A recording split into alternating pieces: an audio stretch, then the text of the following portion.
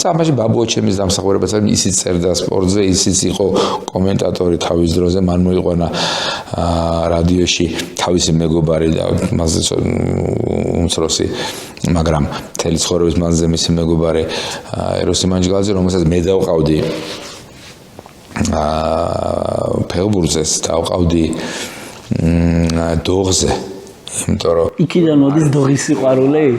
იცი, მაშინ მე რო დოღზე დავდიოდი, მე აბსოლუტურად ფერებს უყურებდი, წითელი, თქვა რომელიღაცა კამზოლი რა ფერია, თქვა ამა თუ იმ ჟოკეის, ეს იყო ჩემთვის ამოსავალი ცენტრი. მაგრამ მე არ ვიცოდი რომელია ლევანისგან განსხვავებით, ალქოასგან, რომელიც დაბადებიდან მე მგონი ცნობს ყველას ცხენსაც და იმას აქვია ჟოკეის.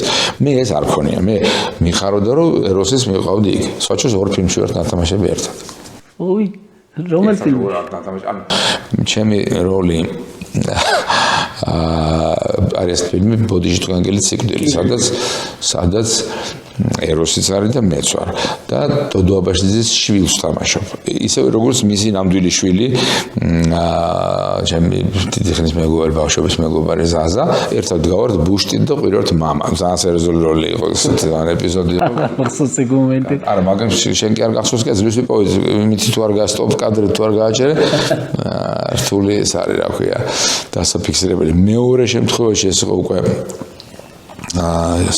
ჩემი მოსწავლეობის პერიოდში, მაშინ ბაბუაჩემი იყო კინოსტუდიის დირექტორი და მოვიდნენ სკოლაში და ვიღაცა რა შეგვარჩიეს, მე თქმა უთხრეს რაღაცას, რომ ეს ის არის იმის შვილიშვილიო და მაგრამ მეც ამაყვა და მე ჰონორარი გამომეწერეს 10 მანეთი.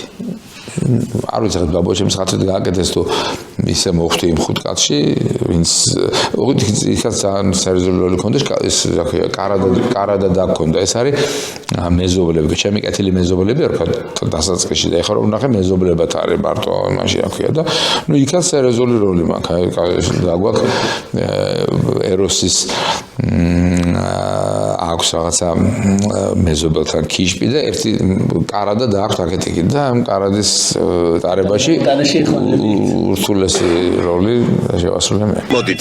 Ну, смотрите, не уроните. ხილად არ დააგდოთ. Вперед со мной. ემიდან ვერ გაგივარდეთ, წავედით მომყევით. Крепче, ნაგრად მოხიდეთ ხელი.